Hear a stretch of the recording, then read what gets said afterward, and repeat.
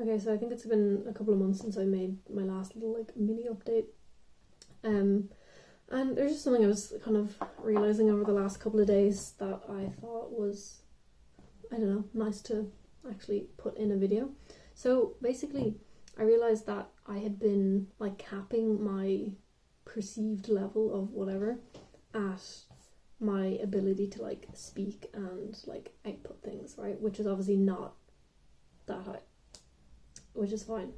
But once I decided to like separate those two things and actually look at like my listening ability and reading independently of like outputting, I realized that like, yeah, they're actually pretty, like obviously they're not like mad high or anything, but they're good. And I'm happy with that. So what made me kind of realize that was that I have my tablet here with stuff open. So I'd started watching some video stuff on YouTube. And the more I thought about it, I was like, this is stuff that like I would really be normally watching in English. And it's at like a very similar level as it would be in English. And I'm still getting everything, you know. It's like I'm at the stage where I can watch things just for the information. So there's this YouTube channel called Ultralatif. I don't know exactly how you pronounce it. Anyway, but the guy or the two guys that make, I'm not sure, that make the channel, they did a 4-part video series thing for like a web I don't know what exactly it was. Anyway, it's about conspiracies. And they're like an hour long each, so it's like a 4-hour thing. And they go into in-depth like what types of conspiracies are there, different like levels. And then they go into like the psychology of like why people get involved in conspiracies. And like it's really well made. And I was sitting there watching, I was like, oh god, this is so interesting, this is great. I was like, hang on, I'm sitting here and I'm watching this in like not English and I'm still like getting it. And it's just sort of one of those moments you're like, oh, this is actually pretty cool. And then another thing is that I got a actually Christmas present of this book. And yeah, something I realised is that it's, I don't know, some people might recognise this woman. I recognise her. I was like, where do I recognise her from? She's just in like German TV. Anyway, so this is like very new. It came out like this year or last year. And I would bet that it has not been translated into any other language. So I was sitting there the other day, I was like, oh, that's pretty cool. Like the only way I'm able to read this is because I can read German. I was like, that's kind of nice, yeah. And like the level of writing is like grand, fine. I don't really have that many problems with it. It's very comfortable. I still have to preface everything with like, I don't understand everything, but it's, yeah, I understand far more than is the base level of just being able to follow things, you know. Like some words are still kind of fuzzy, but you can like, you get the meaning. Like that's the thing with a lot of German words, it's like, even if I've never seen this word before, the parts that it's made up of make it clear as to like what the word means, you know. So in that way it's not too difficult for the most part when you come across new words.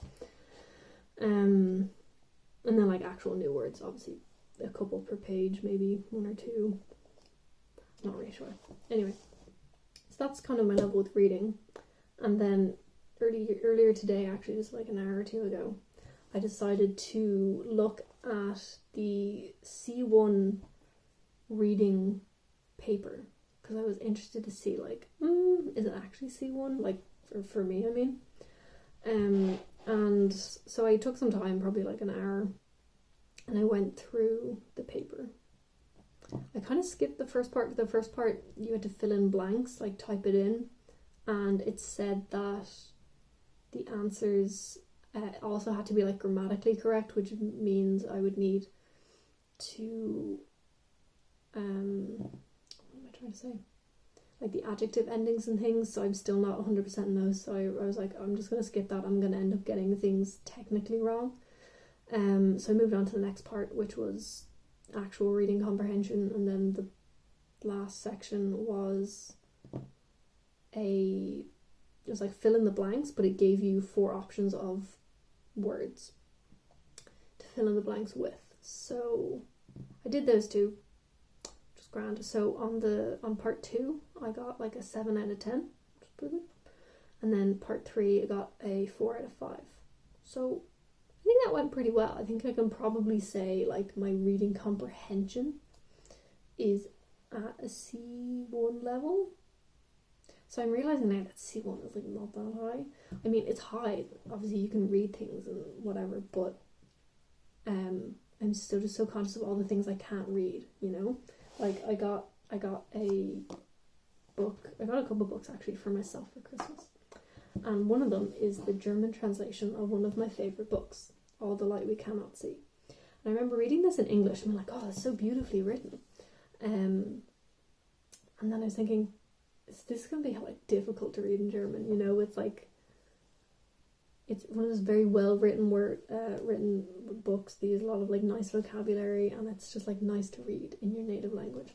So I'll be interested to see how that goes. I'm not going to attempt to... Ooh, I'm going to knock stuff over. I'm not going to attempt to read that anytime soon because I have other stuff that I'm reading first. But so that's like my gauge as to like how well I'm doing with reading. It's like, is it at this level? No? Okay, well then we still got a long way to go. So even though like technically you could say my reading is at C1, I'm realizing that like C1 is like, it's okay, you know. So I think that's why I kept like capping myself, and like if someone asked me a couple of weeks ago, oh, so you speak German, and it was a very offhand thing, because they happened to see that something on the computer was German, and it was in college, so I was talking about something else, and they just said it offhandedly, and I was like, okay, in a split second decision, I just said yeah, because I didn't want to be like, kind of, but not really. But that was the first time I was ever like, yeah, I know German, you know. So a few little things like that have happened, but I still don't consider myself to like know German, because I think the standard for that is like a bit higher. You know, I wouldn't say I speak German well. I think when people ask, I think I say I can understand very well. I can understand pretty well. I always want to like cap it just in case. Like, oh, what does this say? And I have no idea. But I don't speak very well, or I haven't practiced. That's what I say. I haven't practiced speaking, which is the truth. Anyway, but I have completely forgotten what I was saying. Yeah, so I kept capping my level because I realised how far there was to go.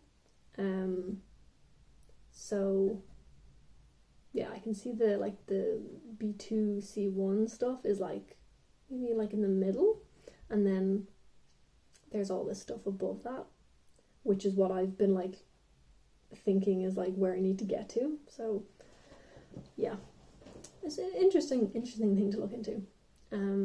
Yeah, okay, I have some notes just in case I forget.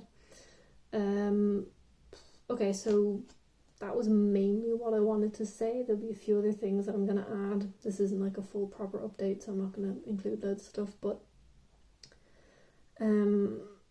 yeah, so I started university, so I'm just about finished the first term, and it's going fine. So I've like my hours have been fine. They've actually been better, because I've been a lot more intentional about what I'm doing. So like my averages for the last couple of months were like pretty good for me. I mean, they've increased from what they were. So back in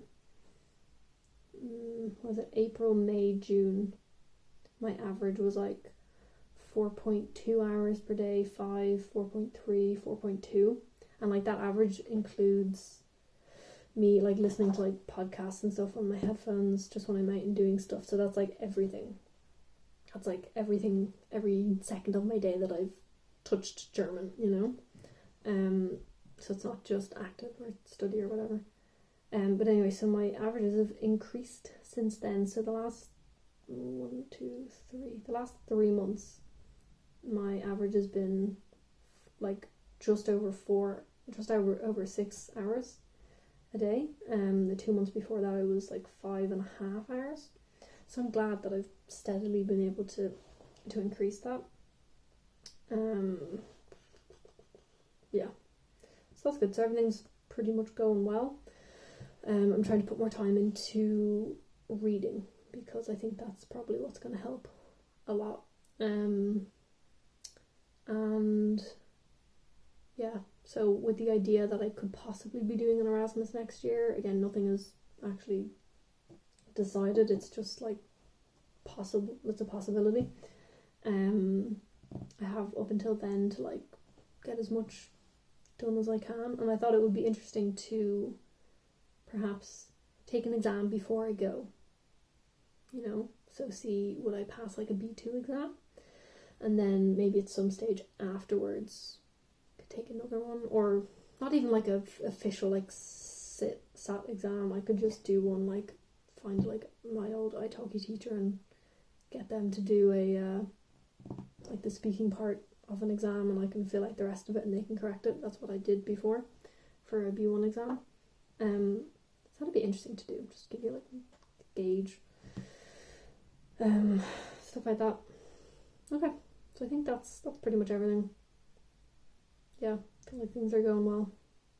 So yeah, I'll probably do some sort of other little mini update in a couple of months or next time something changes.